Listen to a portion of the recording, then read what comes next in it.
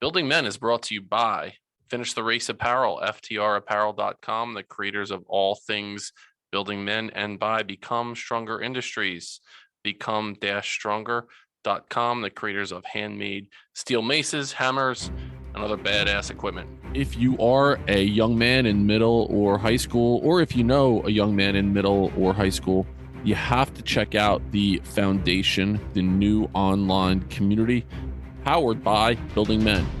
This group will meet once every 2 weeks, and we talk about such topics as accountability, authenticity, commitment, confidence, courage, curiosity, humility, integrity, leadership, respect, resiliency, and self-discipline.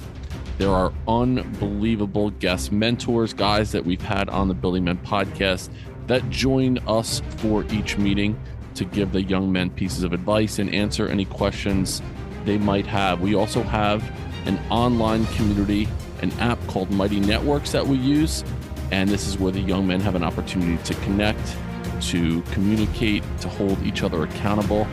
And we put out weekly challenges for the young men, and those weekly challenges are geared around our 12 healthy habits, which are sleep, hydration, movement, sunlight, journaling, breathing, strength training, gratitude, nutrition, limiting screen time, reading, and intentional discomfort. So we have an opportunity to join the foundation. There is information in the show notes. Go to Building Men website at buildingmen.io and click on the foundation tab. Go one step further than you thought you could go.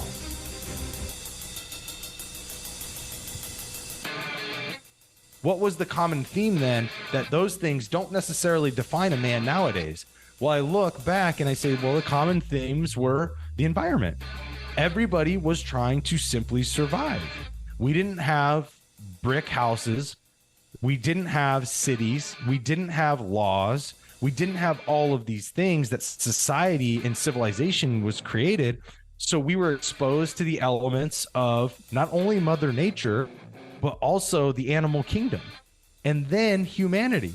So we had these three things that were very much, there was no forgiveness in them. Are you ready?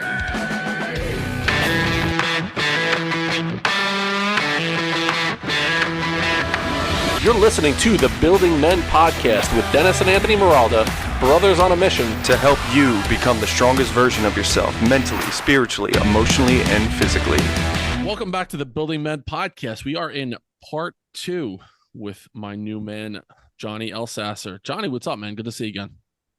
Doing well, brother. Thank you. I've been having a photo shoot this morning, running around with the new book coming out. So that was a lot of fun getting to do that. And thanks for being patient with me today and giving me a little bit of grace to get back here and do this with you. Absolutely. I'm happy that it worked out in this way so I could ask you about the photo shoot this morning. It's funny, you had emailed like, hey, can we back it up a little bit? I'm doing a photo shoot this morning. And when you see a dude that looks like you know, you're jacked with the beard and the whole nine. When you hear that you're doing a photo shoot, you know, all of a sudden I get this shit-eating grin on my face. So you got to tell us about it. And the first thing I said was, all right, are you going to wear makeup? Is that part of it? So was that part of it today? Did they put any like rouge on your face or anything? No. I wouldn't do that unless it was like some big company or something like that required me, I guess, to do it. Like, you know how that happens with like TV and crap. Like they got to do that stuff. That's not something I would do personally if I could avoid it. No, so that's not a thing. But for me, it's what we do is my wife's really good at it, but like modeling kind of your brand and having a style and stuff like that, you got to get in these different poses and everything. And my photographer, she's phenomenal at kind of directing. So for me, I tell her, I'm like, just tell me exactly what to do. I'm great at following. I'm great at following instructions. I was military, so great. Like, just tell me exactly what to do, and I'll knock it out of the park. My wife can like freehand this stuff and she just blows it out of the park, man. It's just really funny. Two different styles, but it's, you know, sometimes you do things and your body's in awkward positions. You're like, this does not feel or look natural. And then you see it in a picture and you're like, oh, that actually came out pretty good. So I'm glad you went there. It was something I was going to bring up on your Instagram. There's a lot of it's either a video of you or a picture of you in, you know, various things that you're doing. It could be It could be your training, your journaling. There's you're burning sage. There's things like that that are going on. And then it's either a quote that you say, a quote of someone else, or it's your voiceover with what's going on. So I was going to ask, like, how much time and effort goes into just the planning and preparation for those posts to social media, what you're doing? It's a lot, man. It's very intentional, and you got to carve out a lot of time. I just recently brought on a media team, and that's been amazing. They're phenomenal. So I kind of I get some creative spurts when we go out and do photos and be like, okay, that looks really cool. Can we do something there? Or they'll ask me like, hey, do you see anything that looks like you may want to do a photo around there or a photo like that? But mostly I leave them to the creativity of like where we go and do things and like the styles that we do them. And they know the poses that, kind of I use for my brand. So we just kind of float through all of that. But as it comes to the quotes, like those are all quotes from me. I actually write those quotes and I give them to my team. They'll put them on stuff. And then I write all the content that's on the posts. So that's all I go in and it really helps me. This process really helps me to make sure that I'm serving my community and getting in touch with them every day, because if not, I tend to miss posts and things like that, especially when it comes to like finding a picture. So like, or finding like a video. And then if you have to like think of a video on the spot, you're like forcing it. So there was it's been trial and error for years for me. And I figured out what works, and days like this are really what happens. So I section out certain days where we'll do full, like a half day of, content, videoing and pictures, and then I'll section out like maybe a Sunday and I'll sit down for a few hours and write all my posts and stuff like that, and I'll actually put them in what's called Planoly. And Planoly is an app that allows you to schedule posts directly to Instagram for, like, you can do them for 30 days, you can do them for 60 days, you can do it as long as you want. I like to keep things fresh, so I'll write stuff for maybe just like 1 week, or I'll write stuff for like 2 weeks, and then I'll catch back up later and then write the other 2 weeks for the month, to make sure everything's kind of staying relevant, staying what's fresh in my mind. Because having a coaching business and being on podcasts, things come up that you want to talk about and share on social media. So if you plan too much, you don't really get authentic, or you don't get the things that are relevant for you in that time. And you want to make sure you capture your thoughts in those moments. So I try to keep that as part of my process, because I don't want it to be like I'm just setting and forgetting it. I want it to be relevant to me, because if I'm experiencing it, or if it's something that's coming up for me, somebody else is, right? And so you want to make sure you address that, especially while it's fresh. It's interesting. I had a conversation today with a family that wants to promote what I'm doing with the online group coaching for the middle and high school boys. And they said, can you send us a quick video introducing it? And it should be a really easy thing to do, right? A quick video. And I talk to interesting people. I interview interesting people, famous people all the time. I've been up on stages with a couple hundred people in a room. To me, that's no big deal. I'm like, all right, I would love to do that. I don't get nervous over things like that. I held up my phone in front of my face to talk, and I like shut down. It was really challenging for me to do because it was quote unquote on camera. Do you have any of that? Was there any level of insecurity for you doing anything like that, or did it just come naturally? No, I'll give you this. It definitely didn't come naturally. I think I can't say there's anybody who's really comfortable on camera immediately. And I say that pretty confidently, because even if you're talking about celebrities or whoever, or even just people who have taken acting classes and stuff, at some point they had to get on camera first, and they probably were not comfortable. And majority of people, just like there's a difference when you're on camera and it's kind of in the moment, and being on camera and speaking directly to it with a mission, a purpose, and a statement.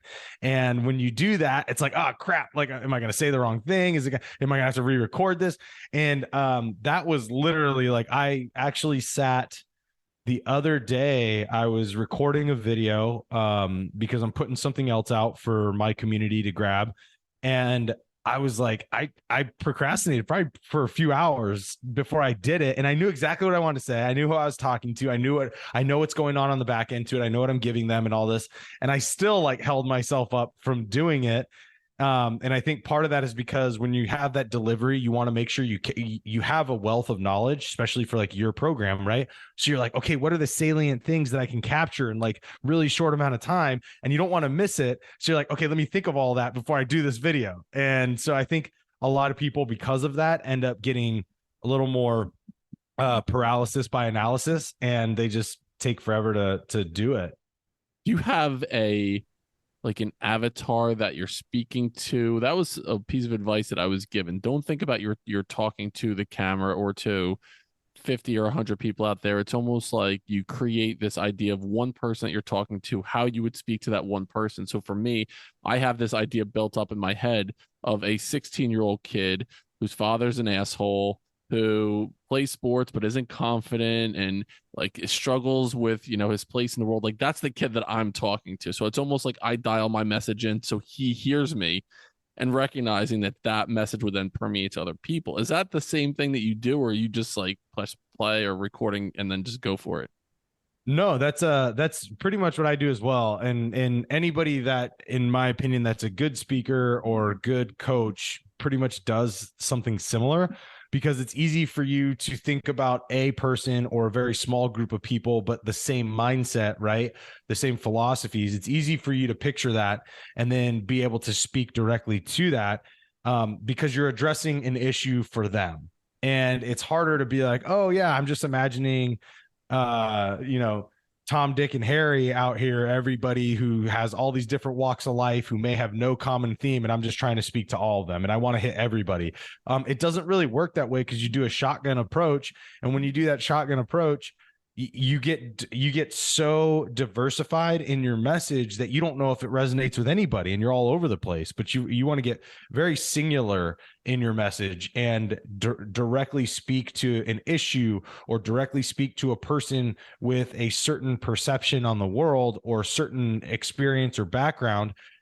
It's easy to get finite, and it's easier to get granular in that specific space, as opposed to being like, I'm going to talk to everybody about everything and hope that something lasts with somebody. And that's not going to work. And then you're going to always have paralysis by analysis there. And so we paused the last time you were sharing some really great pieces of advice for young men, and you talked about the idea of like seizing the day, and you shared some pretty personal stories. So I want to pick up from that point in your life. You were sharing, you know, it was like the Ranger Battalion time frame in your life, and from that point until you decided to start the Art of Masculinity, like I just want to, if you could fill in the gap so we can start picking up with the podcast. Like what else was going on in your life after you paused with the armed forces until you started your podcast? So that's when when I ended in the military, I went on and signed on with a company, where they're paramilitary. So this is where I went into protection for 5 years, and I was protecting the U.S. ambassador. So that wasn't military. It was a private company that was paramilitary.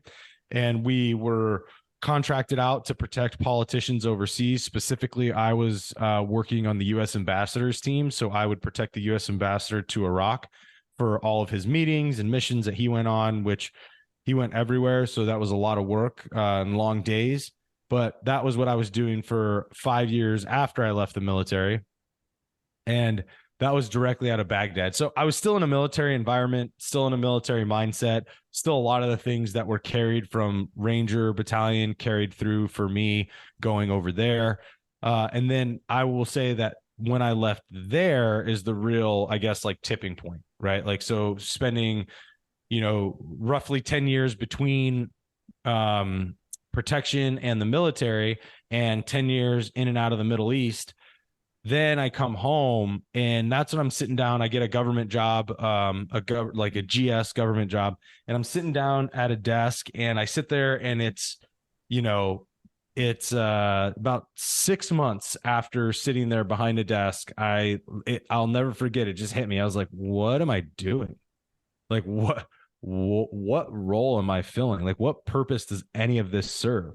I was like, I literally am providing zero value to any type of greater good. Cause I tried to be like, well, you're working for the government. They got big plans. I'm like, but I know what we're doing. And I'm like, no, this is all just cyclical bullshit. that they need to get, they want to get done to make this major machine run that literally could be cut into a quarter of what it is and be just as successful. I'm like, what am I really doing here? And that was like the first point of like, oh crap, like, bro, are you lost? And I was like, yeah, I think I am. I think I'm a little lost here. But I didn't have the tools at the time. I didn't have the awareness at the time to know what being lost meant. And I also didn't have the, I would say, like, the humility to understand that I was needing support and needed to drop that ego. And so I ended up, going down that dark path of like, okay, yeah, I realized things weren't great. I realized I didn't have a purpose. And then I was like, okay, I'm just going to keep going down the same path though, which led to living for the weekend, like most men do. It led to living to be out on my back deck, smoking like a cigar and then smoking a pork butt shoulder and having bourbon and getting drunk.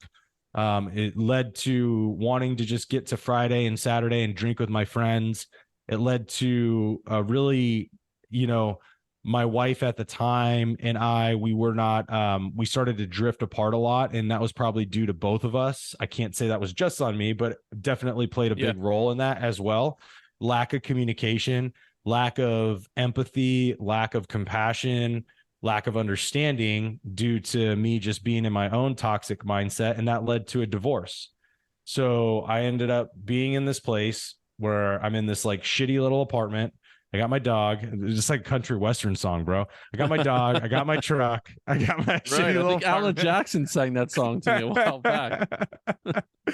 And I'm sitting there and I'm like, okay, you got a divorce now. And this isn't great. Like, this isn't where you imagined. I had to deal with kind of like the judgment of myself of being a failure, right? Because I always told myself, like, if I get married or when I get married, like, that's going to be it. Like, I'll do everything I can to keep that marriage together and all this stuff, yada, yada, yada. Said all the things most guys say. And then I also felt like a failure for not being able to keep my marriage together. And so there was a lot of that going on in my head. And again, still at this time, I didn't have the tools. So what I did was I've always been in shape. I played soccer for 20 years. I've been working out since I was 16 years old. And I always had this idea that I would love to do a bodybuilding show. So I'm in this kind of negative space. And then I was like, well, why don't you do the bodybuilding show? You're doing a job where you're making good money. You know what your 9 to 5 looks like every single day. You always go to the gym every single day. All you have to do is dial in your diet and you're going to be able to do a bodybuilding show. So in 2017, I prepped, I got a coach. And at the time I had a good friend who's now my wife. And she was friends of mine from the gym. We were working out and she introduced me to a bodybuilding team that she was affiliated with.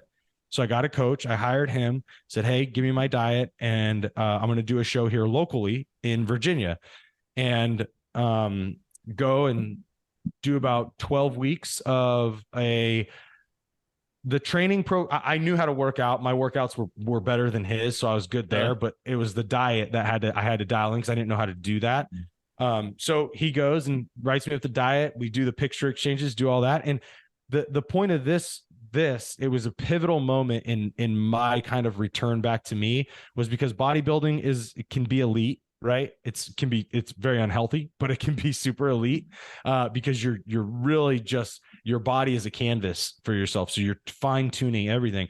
And on the same token, what it did for me, so it gave me that elite idea back of myself, but it also gave me a little bit of a small win, and it also took me out of drinking, which I wasn't an alcoholic. I was just drinking more like I was all or nothing. When I drank, it was like you're getting hammered or you're not drinking at all. It was like one or the other. So it took me out of drinking because you can't drink while you're prepping for a bodybuilding show. Because one beer is like losing 3 days of working out and dieting. So you just can't do that kind of shit. And so I did a bodybuilding show in 2017 and that was great. Like that was, for me, it was like my first step forward. It was a small win for me. It was a small goal and it was a small attempt at taking purpose back and ownership back. Now it wasn't purpose, but that was a little bit of a passion that helped me. I love that, dude. And so real quick with the diet, I'm interested in that. What was that like for you? Just talk to us a little bit about what was your daily caloric intake? What were some of it? Was it like chicken and rice and water? Was that about it? No, it's a variation of stuff. So now I understand it much better. Like I could write somebody's diet now because I've done a lot more education on what that is. Like I knew good foods, but dieting for a bodybuilding show is very different. So a lot of that was, yes, very lean cuts of meat with low fat content. So if you're doing things like if you're doing fish, it's like tilapia, you're doing chicken, you're doing turkey, you can do ground beef, but you gotta squeeze out the fat from it. So it's, doesn't really have any flavor at that point. So you squeeze out the fat from that and everything else. So you're consuming lower amounts of fat. And then, you're doing carbohydrates like rice, sweet potatoes, English muffins, stuff like that, egg whites. So it's a very as we call it in the gym, it's like a bro diet. You're doing a bro diet, and really dialing in your body fat. And the thing is with the alcohol, and I'm not saying that I don't ever drink alcohol, but I was in the same spot that you were, Johnny. It was about 3 years ago now where I was just, especially during COVID, I was drinking every single day. Put on a ton of weight.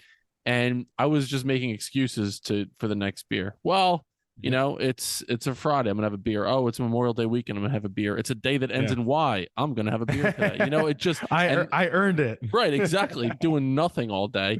Or it was like to cope with my life at the time as well. So it is something. And if you're listening and that's your idea, is like, okay, it's just helping me get through, there's some deeper work to do there, like uncovering 100%. Why do you need that right now. It's different if you're out for a celebration or whatever. I totally understand. I'm not saying like, oh, totally abstain from drinking alcohol, but like rewire your relationship with drinking, right? I think that's an important part of it. So now you're at the spot, you just complete this bodybuilding competition and just the time and effort that goes into it. After it, I mean, you must have, one, felt like $1 million, and then two, was there this void in your life, like, okay, I just did this, now what's next? Or was it, okay, I'm going to use this as a stepping stone or a springboard for all the shit that I'm going to do in my future? So for me, it was it made me feel great to put myself in a position to really train hard for something, and I love that. Like I really love that. So that made me feel great. It was a springboard, but I can't say that it all of a sudden I catapulted into self-development. I have to give a lot of that credit to my wife. And at the time we were friends, she had already been on her self-development journey. But what helped me was, it was two things. It was going through the process of doing the bodybuilding show. And then while I was doing that, my friend at the time, she was tossing me self-development books, or she would come over and hang out and we would chat, and she would put on a podcast because I'd make dinner for us, right? Like we weren't dating, but she'd hang out. She was helping me with bodybuilding stuff, and then I'd make dinner and she put on a podcast and I wasn't listening to podcasts at the time. She put on a podcast and I was like, who the fuck is these guys? Who are these guys? Like, what is this? Like, what are you doing right now? And she'd be like, oh, I think you'll like this guy. He's pretty good. And she tossed me some books. I wouldn't read them. And I think by the time I did the bodybuilding show a little bit afterwards, I was like, because I was feeling better, because my mindset was feeling better, I was like, oh yeah, let me grab this book. Let me just start reading it a little bit. So it took me a few months, but I got to that point. And as soon as I read the first book into self-development, my first invitation into self-development, which was Excuses Be Gone by Dr. Wayne Dyer, it punched me in this. It was the right book to speak to me.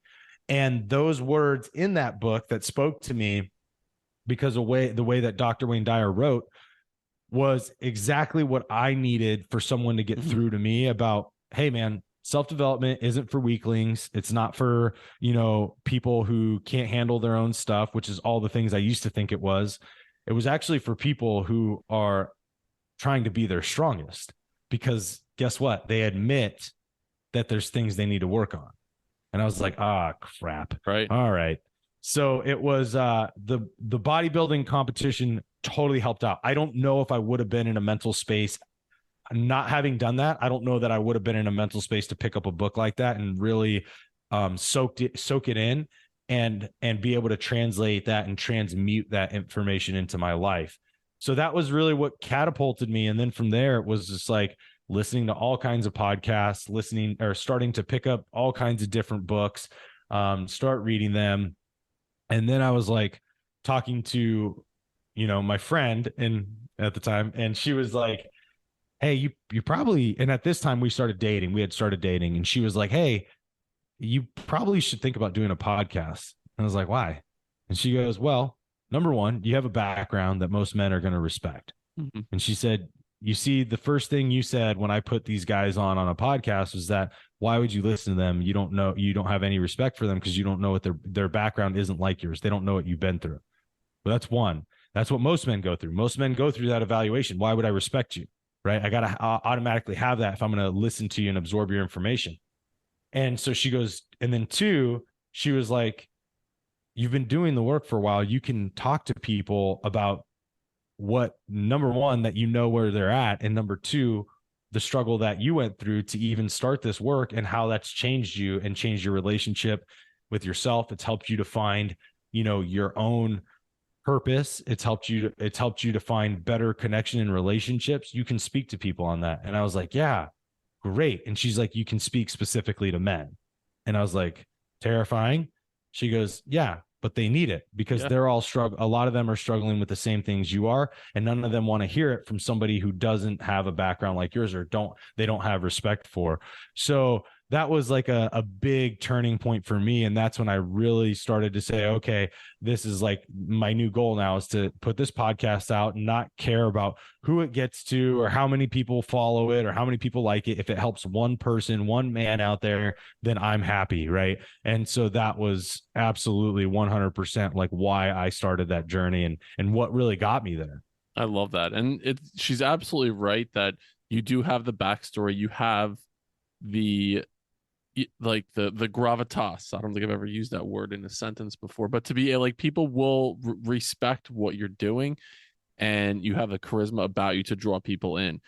Before I continue with the art of masculinity, just as a thought, I've been playing around with this in my head recently. You mentioned you had gone through your divorce and you're at the gym and you have this friend who is a female. So I'm tossing around the idea, something I'm currently pondering right now is, are men and women who find each other attractive truly able to be friends? Yeah, this is a great question. And I will say 100%. I'm married now, and I have a lot of women friends who are incredibly attractive. And I actually, not because just my wife, there's the ability to still be like, oh yeah, I'm completely platonic with it's weird. Because it doesn't happen. And I can say this, it doesn't happen for a lot of guys where they're not sitting there thinking, even when they're married, thinking like, oh, I'd love to fuck this chick, or like, oh yeah, like this, she's fucking hot, or like staring at her body. Guys that are thinking that, oh yeah, I do, I'm married, I don't say those things. Like, okay, most of you guys are liars. Like, most of you guys go through that process. It's okay. There's no judgment. And there was a time in my life where I was sitting there doing the same thing, so I can speak to it, right? Like I did that in my first marriage because I wasn't in a healthy mind space. But now I sit there and I can sit next to these women and truly listen to their problems and speak to them and totally be platonic. And I started to actually do that because before my wife and I even got married, like I would go back home. I wouldn't be with her all the time when we were dating. And like, we're both very independent people. And I would go and be around other women that I knew that were very good looking from home and stuff when I would go back and see my family and be like, oh no, I could totally be platonic with them. I can actually have a real conversation, listen to them, give them information, or give them my own opinion, especially like on masculine stuff for men. And there was no like connection of like, oh yeah, we're going to end up doing something, or it's inevitable, right? Mm-hmm. Like, a good looking one, like it just doesn't, it wasn't, I can tell you seems like it's a little hard to explain, but I can tell you right now that those things don't necessarily go through my mind when I'm hanging out with friends, like women who are friends. And I can lend even one other perspective to this, is that I used to travel And this was before I had even started on self-development, but I used to travel a lot, especially when I was doing protection. We'd get 30 days off. So I'd travel all around the world, and I'd spend time, like, because we would leave out of Dubai, I'd be in Australia or something like that, and New Zealand, and I could sit there and hang out with women and literally not try to be sleeping with them. Like, literally have no care in the world to want to sleep with them and just be a human being. So I think it's 100% possible. And this was before I was even aware. So as I've gotten more aware, it's just gotten easier. And I think every man can get to that space, because even when I wasn't aware, I still had a space of like, no, like if something like that ever happens, it's like, cool, I'll work out that bridge when I get there. But in the meantime, it's like, being platonic was super easy. It was actually way more fun too, because you got a friend, you have, number one, a good looking person who doesn't think you're trying to fuck them, which is great. And then number two, that person's going to give you their expertise and influence and relationship and friendship and knowledge. They're going to give that to you, and you're going to learn something. So to be honest, it's actually, in my opinion, better and easier. And it's not about thinking, how can I be with this person and be platonic and not see them as being attractive? It's, how can I just be with this person and connect with them and literally have no expectation of anything? And when you can convert to that, that's where you can have that healthy relationship of being platonic. Amen. And it starts with the inner work that you're doing on yourself, right? I wonder what percentage of men are actually in that space where say, oh yeah, we're good friends, and all of a sudden she is like, hey, I want to be with you. How many men have the ability in the space where they are with the work that they're doing on themselves to be like, no, like, we're just friends. I'm not going down that path. That's the thing that I'm thinking about more than anything else right now. It's been on my mind recently. I appreciate your response there, and I do agree with you. It's like I've settled in on that idea, but the man it needs to do the work to be comfortable and confident in that stance, because I think a lot of it's like the guys that are watching porn. The guys that are, it's for that immediate gratification, that immediate pleasure. By doing that, I mean, obviously, one, the relationship that you're having with a female, it's never going to be the same again if you ever go down that path. But then two, it creates this level of you're breaking a promise that you have to yourself if you do something like that. So I appreciate the response there, Johnny. So now I want to pick back up with the art of masculinity. So now your friend at the time, your current wife, is telling you that, hey, listen, there's something here. You have this ability. You can connect with people. You've gone on this journey. And I do believe it's like when the student is ready, the teacher appears. So that book that you said you're listening to podcasts, like, they were speaking to you at the right time. Had you picked them up 5 years earlier, probably you would have thrown them down 5 months earlier. Right, exactly. It wasn't something that you were into at that time, but it spoke to you at the right time. And all of a sudden you're like, okay, she's right. I do have this message. I can turn around and help the man behind me who's a couple months, removed from where I was, and I could turn around and help that guy out. And so now you make the decision to start this podcast. What does it look like initially for you? How do you go about it? Did you come up with ideas, with pillars? You're like, I want to talk about these things. Or did you press record and you're like, ready, fire, aim, here we go, I'm just going to start talking? No, man, it was really, it's funny. I did a podcast on somebody else's show, and he did this funny thing where he brought up like the first podcast I ever did and like played the beginning of it. Man. And it was hilarious. It's funny listening to my own voice, especially back then. And because this was about 5 years ago or so when I started it. So it's really funny to hear that. And then it's like, obviously I've learned so much since then. So I when I started it, no, I didn't just go freaking guns blazing. Like, I'm just going to be, talking about whatever. I had a purpose for it. And I also wanted to do education. So before I even started it, I had started reading a couple of books that were on masculinity, on the sociological effects of masculinity. I started reading books that were on the psychological effects of masculinity, and started to wrap my head around what was out there scientifically, right? Because if I'm going to speak to men, we love our logic, we love our science, right? It helps us to connect. So I'm like, cool, let me get a little bit of a foundation here before I attack this, so I don't sound like I'm just out here spouting an opinion, number one, and number two, so I don't get out here talking out of my ass, essentially, just out of experience. So I wanted to gain credibility in the field. So I went out and actually learned some of this stuff, and I got a bunch of books now on all of it, and just really started to talk about some of that basic knowledge that I think we all need to have. And I don't necessarily agree with all the books, but there's certain pieces that I've pulled out that I think are real. And I think they've conditioned us a little bit as men. And I think they're things that we have to assess and overcome if we want to kind of eradicate some of that negativity that's been associated with those fundamentals. So that was really like where it started, man. And I don't know if it came out that way early on or what it was. And it was just really funny. I didn't even know really what like an intro was. So when I recorded my intro, I said stuff that probably just should have been on an episode, not like an intro. Right. And it was really funny. It was classic. I love going back and listening to a few of the beginning episodes. One, I feel like I'm like, how did I not know there was a gigantic stick up my ass the entire time? Because I sounded so serious. It was almost like someone had a gun to my head, like, you need to do this podcast right now. And it sounded, I was cringeworthy when I go back and listen. And, it's almost like you have to go through the shit iterations of what you're doing to get better at it and comfortable in those conversations. Everybody does. There's it's just like, I was just recently at a conference, and, one of the things that people were sharing is, and we all know this, but we don't think about it on a daily basis, or even when we're in the thick of it in our own lives. And that is, everybody starts somewhere. Like, none of us are good when we start, and it's a trial by error. And at the end of the day, who cares? Majority of the time, it's not something you're doing a job where somebody's going to die.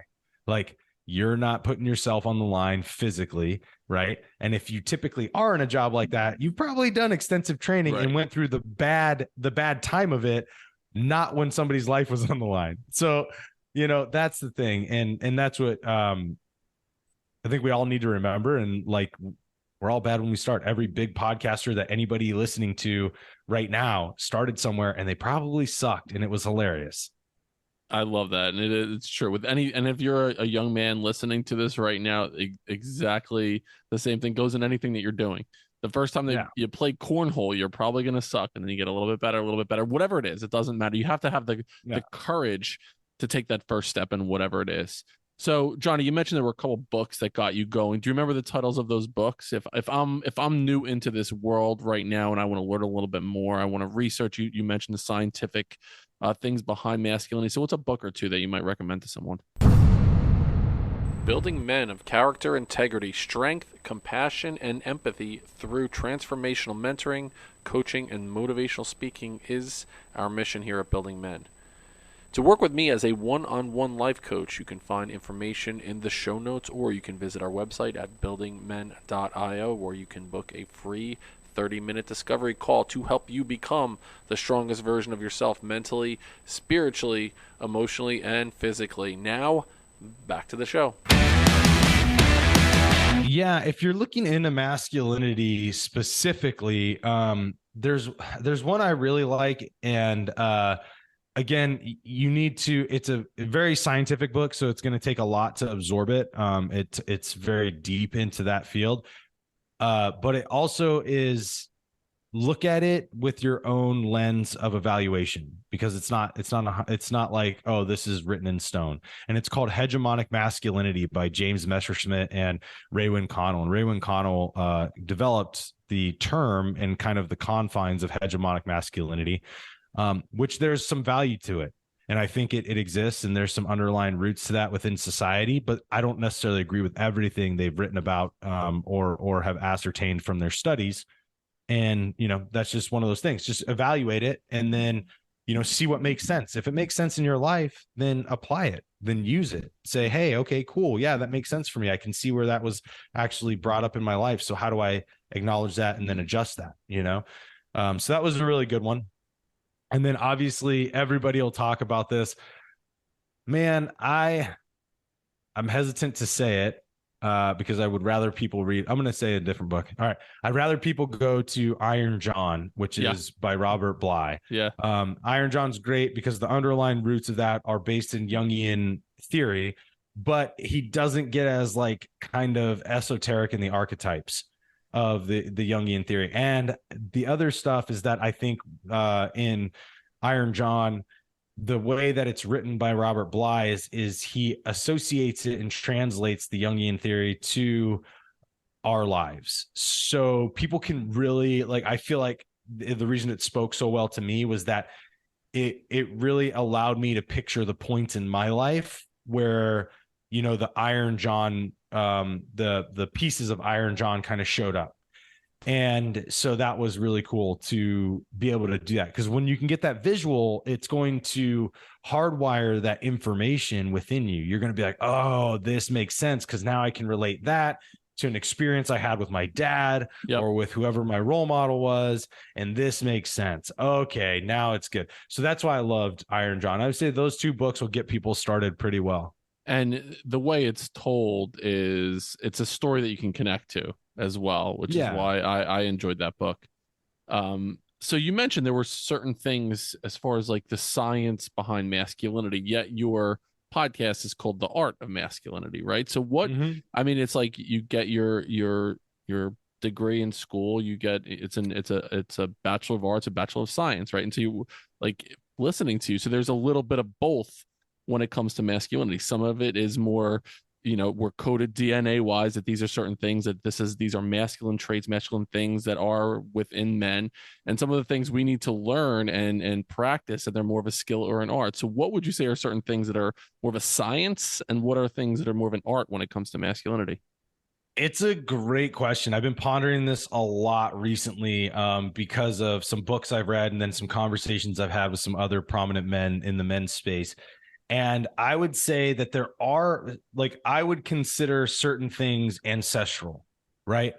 So if we want to break this down a little bit, and this is the way that it makes sense for me. So hopefully this will make sense for other boys out there and then men listening to the podcast, is that we got to start ancestrally. Like, what was the original philosophy of the expectation of men, right? And if we're going to look at masculinity in a whole, and you're going to say this is a term that is applied to every man on the planet, you have to say then masculinity and everything within it resides as an expectation of man within society by everybody else, that a man can only perform or performs much better than anybody else, right? Or women, let's just put it that way, like women, right? So we have to kind of come to the conclusion that has to be our definition, in my opinion. And if we do that, and we're like, okay, now we can say what was masculine ancestrally. So people want to say, okay, people want to tell me today, oh, masculinity is protect and provide and what's some of the other ones they say? Protect and provide and I don't know. It's like a couple other ones. It's hard. I want to say like financially, but it's power. You can say power, like some of this stuff.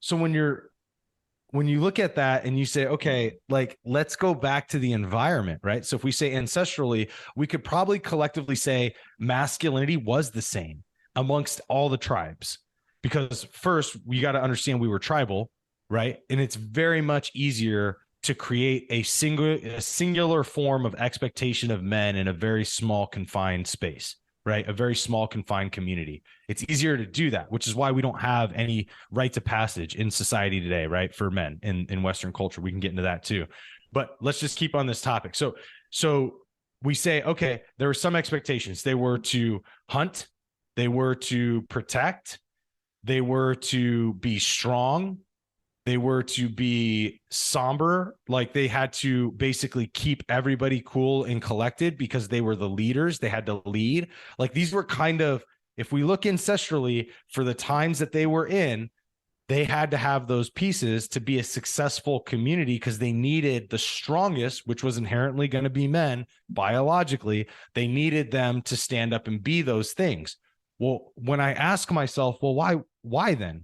What was the common theme then, that those things don't necessarily define a man nowadays? Well, I look back and I say, well, the common themes were the environment. Everybody was trying to simply survive. We didn't have brick houses. We didn't have cities. We didn't have laws. We didn't have all of these things that society and civilization was created. So we were exposed to the elements of not only Mother Nature, but also the animal kingdom, and then humanity.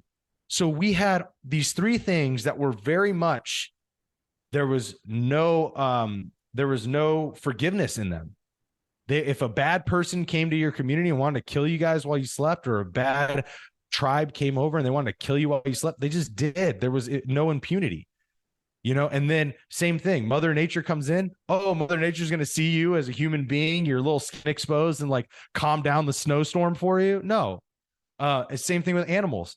Animals wanted to eat, and they function off of instinct. Right. So we had these elements that created this massive level of survival. So masculinity had its roots founded in that, because men were always going to be the strongest biologically. So they had to fill the role of whatever the strongest needed to do. Leaders, provide, hunt, protect, all of those things. Okay. So now we see ancestrally where it was. Now, this is where I agree. This is a friend of mine now recently, Jack Donovan, wrote the books on this, on that.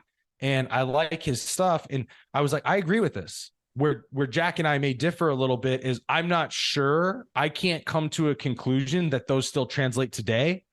Do I think they're still valuable for men today? 100%.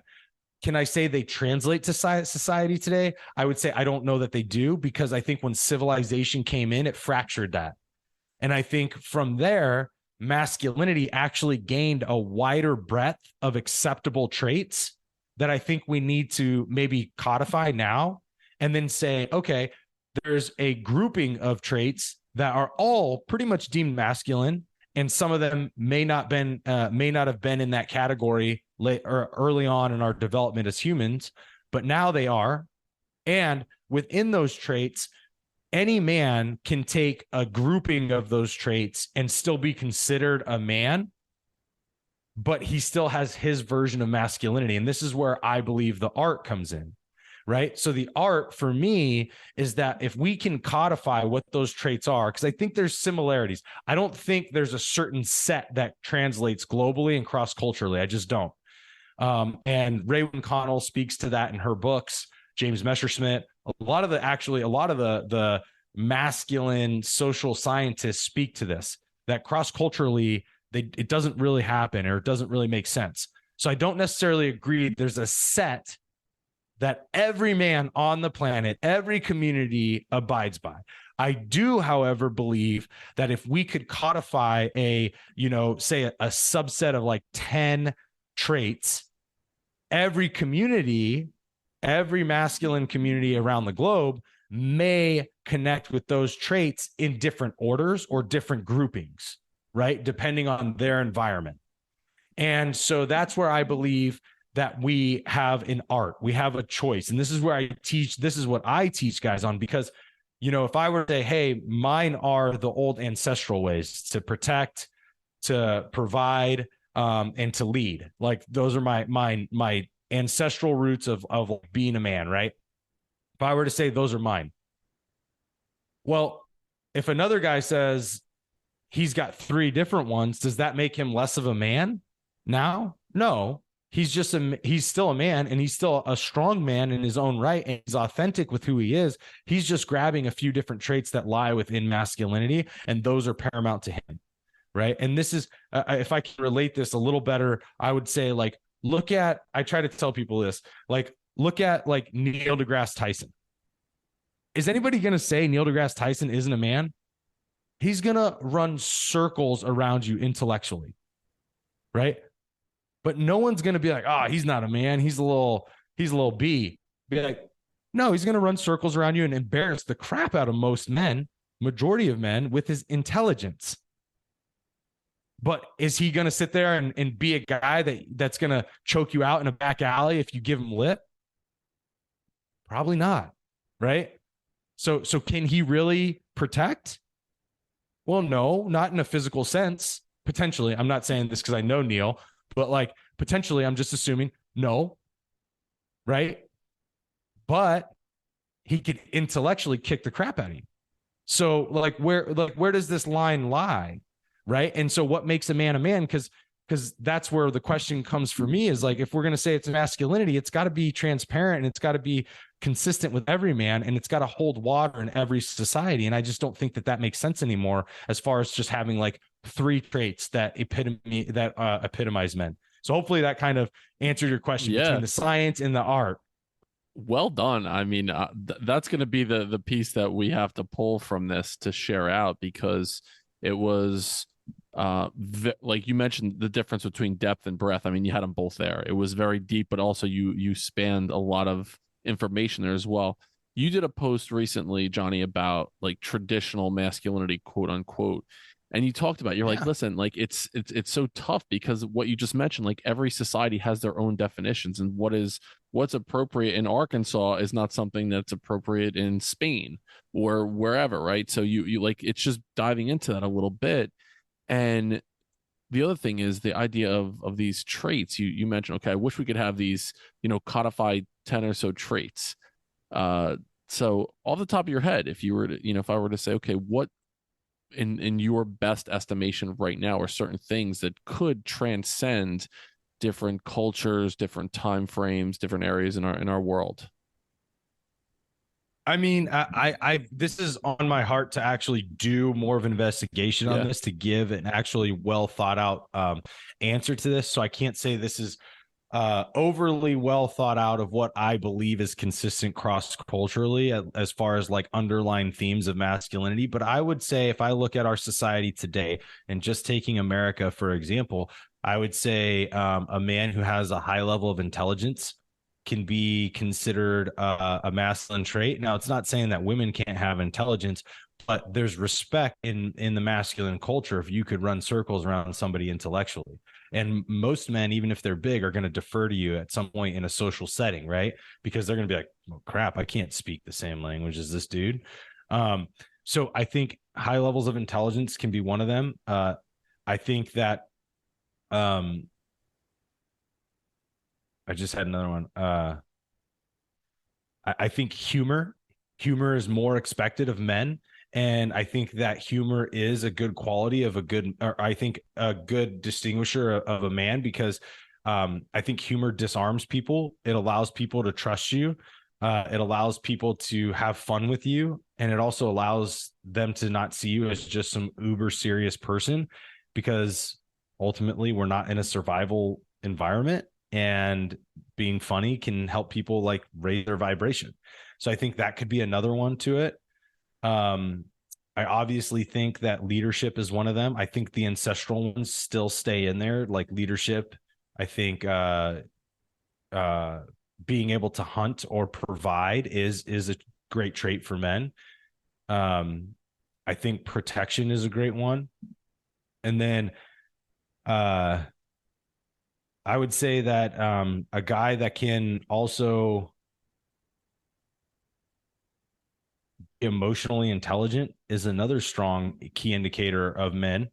Not that women can't have it, and it's not just an only expectation. So this is why it's got to be well thought out, because you got to be like, okay, is this only a well expectation for men, like, or an expectation for men, or are women expected to be emotionally intelligent too? Right. That's a great question. I don't know. Is there more forgiveness if a woman isn't emotionally intelligent than there is for a man? I don't know, because men ultimately have more strength and they're more dominating in their presence, because we tend to be bigger. That maybe the emotional intelligence is expected of us because we have a higher propensity or ability to do damage, like physical damage to somebody. Maybe it is, right? So I don't know, but those would be like some of the ones I would come across. And the last one I would say is high levels of communication, because and this is one that I think, again, I think women can be great communicators, but I think men, it's a requirement for men, because it's, in my opinion, one of the underlying ones is leadership. Well, a good leader knows how to communicate. So inherently, if you have one, you have to have the other. You can't have one without the other. Kind of like the old married with children song. Yeah, I was just going to say that. I'll use that as on the intro into the podcast. It's interesting too. I had this like a visual. It's almost like a Venn diagram, so to speak, where there are like several of the masculine traits that you just talked about, without a doubt, like would like for a woman to be intelligent, absolutely, to have emotional intelligence, to be communicative, like things like that. They're things that would fall into both categories of men and women. Some slant more to one side or to the other. But then the idea of like strength and protection, that would fall more on the masculine side in that Venn diagram, where it might be more, emotionally communicative, and then also nurturing would fall more on the feminine side. So, I don't want to get into the idea of like, well, I'm a woman, I could lead just as well as a man can. Okay, sure. It's not about if you can, it's about what is expected, right? And like that's why I think the definition has to be understood, that if we're going to call it masculine, it has to be expected of men to do it, and to do it well, to show that they are like the men in society. Agreed. I think that's the key word is expectation. Right? Yeah, it's not ability or propensity, or no. It's the expectation. I think that I agree with you. I'm glad you mentioned that word and brought us back to that idea, Johnny, too, because I think that's what's been missing in my own definition, is that idea. What is expected of men in society versus what's expected of women in society as well. I think you hit the nail on the head there. Yeah. And so I look at that and I say all this stuff simply because the fact that I think there's still a lot of work that needs to be done in the space. And, obviously I'm somebody who doesn't shy away from it. And I want to be one of the people who does the work to say, hey, yeah, like we can identify there's a gap here. And I think we need to study this a little more and actually do some due diligence into what truly is masculinity. If we can't say that it's cross-culturally, well, could we say that there's a grouping of traits that are cross-culturally, at least, that there's no defining set traits, but, maybe within these 10 to 15 traits, any given grouping of men is going to inherently possess a cluster of them. Like, can we say that? Like, yeah, I think that's probably realistic. Now, I don't think that you can say that 3 traits or 4 traits or 5 traits epitomize every community of men across the world. But I think we could say that every community has a cluster of them within a 10 to 15 trait radius. Sure. I love that you led with intelligence and humor as well. There's just something to that. And when you take both of those together, with the idea of emotional intelligence and communication, it's the ability to tell stories.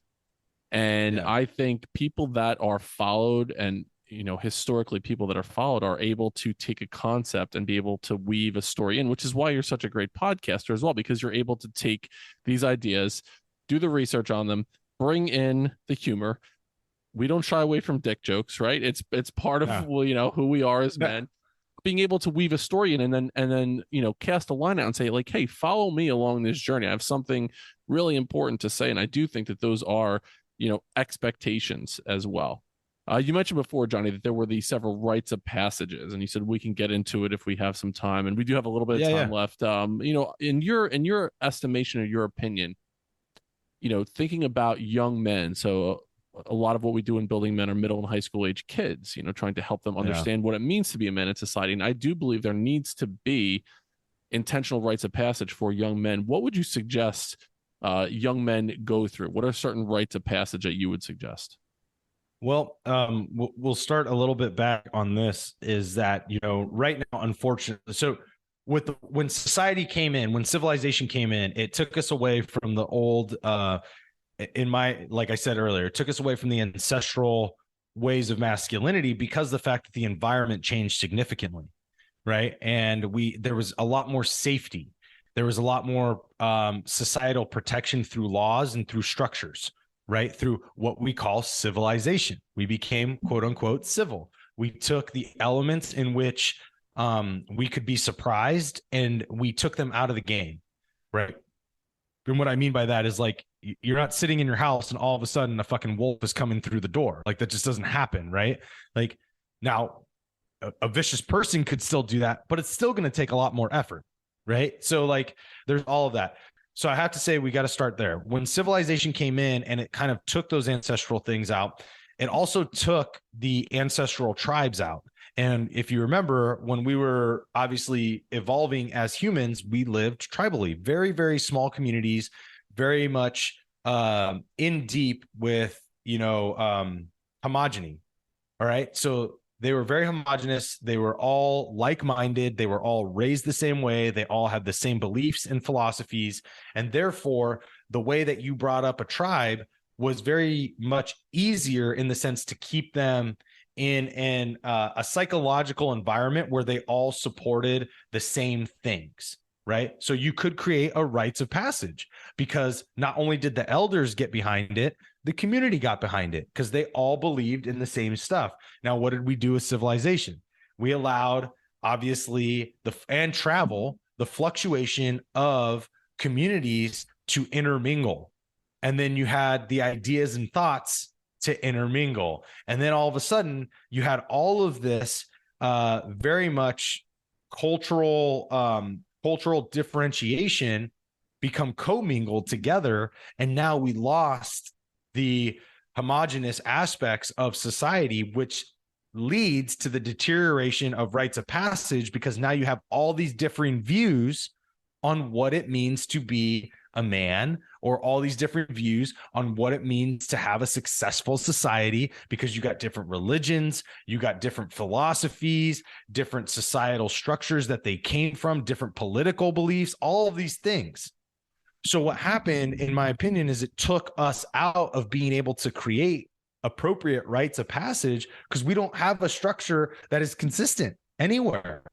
Now, could you create a rite of passage in like Alabama? Probably. They all kind of got a similar expectation of what life is down in that state, right? But again, what did you just do? You created a tribe within a state, right? So you could probably do this in localities, but could you do this nationwide? Probably not, because all of a sudden you're going to get to states like, hate to say it for all you New Yorkers or Californians, I'm from California, so I can say this, but you're going to get into those places and they're going to have different expectations of how a boy should be raised. And you're not going to be able to take that tribal connection of your rite of passage from Alabama and go throw it in New York and go throw it in California or Oregon or Washington or New Mexico. It's just not going to work. So that's where I think that we have to come to understand is like, yes, we would love rites of passages, but why did they work in the past and why are they non-existent now? The only two agreed rites of passage within Western culture today, there's only two: the military and gangs. That's it. And both of them have very, very negative elements to them. They're not necessarily healthy ways of rites of passage, right? And so there is a gap there, and we have to create some form of rites of passage within that gap. But I think it has to come down to chapters within different regions of the country. And I think that those men within those chapters need to create those rites of passages for men in those areas appropriate to the environment that they experience, that can be collectively agreed upon amongst the men there. Right. That's what I believe. And will that ever happen? More than likely not. Now, could we create some in different areas? Sure, we can. And there's going to be, you can create a rite of passage that you'll get, a lot of men and boys to go to. But is it really going to make a dent on 333 million people or 330 million people that we're at? I don't know. Maybe it'll start to make a dent on the next generation. It'll just continue to permeate if people can carry that rite of passage forward, but it's got to be a solid one. And it's got to be one that every generation starts to believe in, and that it can get carried on long after I'm gone, long after you're gone. Right. So that's the thing. Now, do I believe in rites and passages? All that said, yes, I do. And I didn't mind my rite of passage was a lot through the way I was raised in the military. And there were some negative things that I had to go out and take out, but I had to create that awareness. But my rite of passage to being a man was through a lot of maybe the old ancestral ways. It was protection, right? It was war. It was grinding out very hard things to persevere, no matter how austere the environment was or how much adversity you experienced. You had to solve problems and you had to get out of it alive. So you were taken back to your sympathetic nervous state of survival. And then that to me was what I think I look at rites of passage. I'm like, okay, that's very valuable, because when you have that, you start to, one, create a human being or a man that can critically think. And two, you start to create a well-rounded man that can understand that no matter how dark it gets or no matter how much pain he's in, he can still persevere. And those are qualities that I think every man should have to be able to be a good man in this world. And not only that, but to influence society positively. And then if you look at things like the agoge, right, that the Spartans used to use, well, they didn't just teach them how to fight. They taught them how to sing and dance and communicate. That was part of their upbringing as being warriors in that society. So if we look at the old lineages, the Japanese did similar stuff. If you look at the old lineages of men who we all revere, well, they included a lot of things that in today's society, people are trying to say aren't manly. Isn't that interesting? Right? So we need to get to a rite of passage that I think incorporates that adversity, that pain, that suffering, that perseverance, that problem solving, but also teaches men how to figure out their softer side of how to communicate, how to be in touch with themselves, how to verbalize what's going on with them, how to process that internally. I think all of those need to be a rite of passage. And where does that come from? Yeah, that could be done in like a month-long rite of passage course for somebody, but you got to be very intentional about making that, and you got to be okay with putting them in that type of environment too, because it's not going to be easy. I think that's one of the main parts too, Johnny, and I appreciate you taking us on that journey, just historically how we got to where we are, and agree with you on a sociological macro level. You're absolutely right. Like, it needs to be more, tectonic plate shifting to get to that point. And it's not, it won't be during our generation likely that we get to that point. It has to be in our children's generation, our children's generation, if we're truly going to make that change. But there are certain things that if I'm a father of an 18-year-old that I could do on a very, very micro level just to help my son understand what it means to be a man. And I do believe that there needs to be, you mentioned critical thinking. I think that's a huge part of it. I think there needs to be opportunities for kids to go to war with themselves, to look deep inside at those demons and to overcome, because that's ultimately what you're dealing with a lot of the men you're working with, I'm sure, is that you see guys that are still at war with themselves, with the guy that was, smoking the cigar, laying down, smoking meats and doing whatever else you were doing. That was the guy that you needed to go to war with ultimately to get to that point. So with the guys you're working with, last question here, the guys that you're working with, what are the things that you see? People that are interested in the art of masculinity, that come to you, that ask for your advice, your coaching, that want to take your programs and your courses. They're the guys that are going to be buying your books. What are the things that you see that they have in common? What are the things that they struggle with right now that you help them overcome? One of the big ones is that they're lost. And then another big one is that they have almost zero confidence in themselves. Now, they may be confident. Don't get this wrong, guys listening and boys listening. They may be confident in a job that they can do. They are not confident in a man outside of that job. There's a big difference to that. They might be the best tire salesman in the world, right? And they know if they get a customer in there, they're selling 4 tires. But then you put them outside of that and you get them in their everyday family life, and you get them in front of their kids, or you get them in front of other men, and they are not confident. And so just remember, there's 2 things there: confident in their job and confident in being a man. There's a very big difference. So I would say they're lost. They're not confident in being men, and they become codependent. And I would say a lot of them have become codependent. Now, there's all 3 of those routes are different conversations, but I would say that's typically the most common theme. And a lot of them there's a lot of sub areas underneath that and really root problems to that.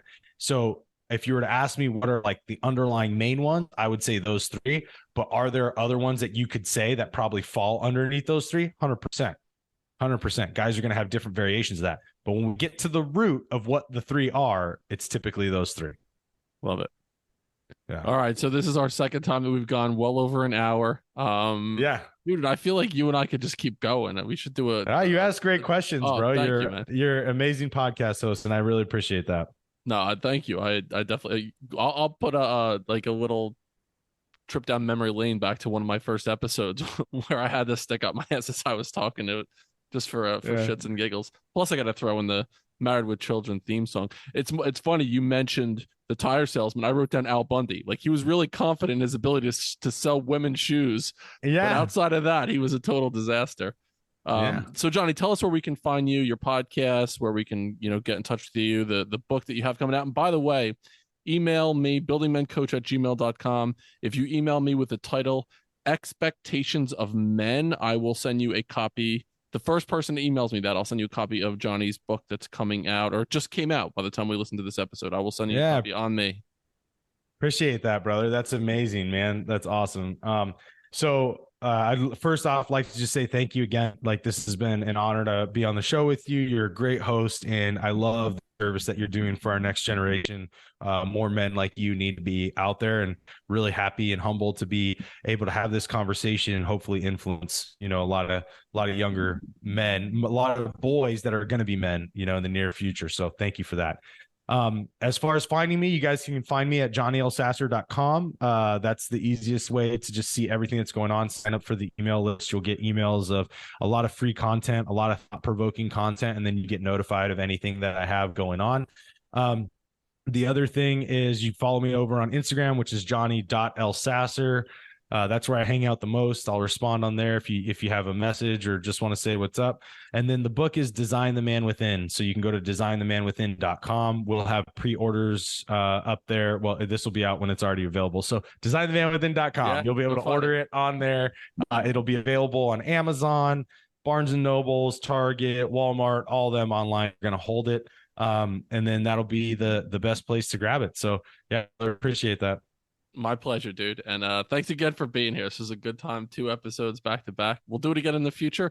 Building Men audience, go one step further than you thought you could go. We'll see you next time on Building Men.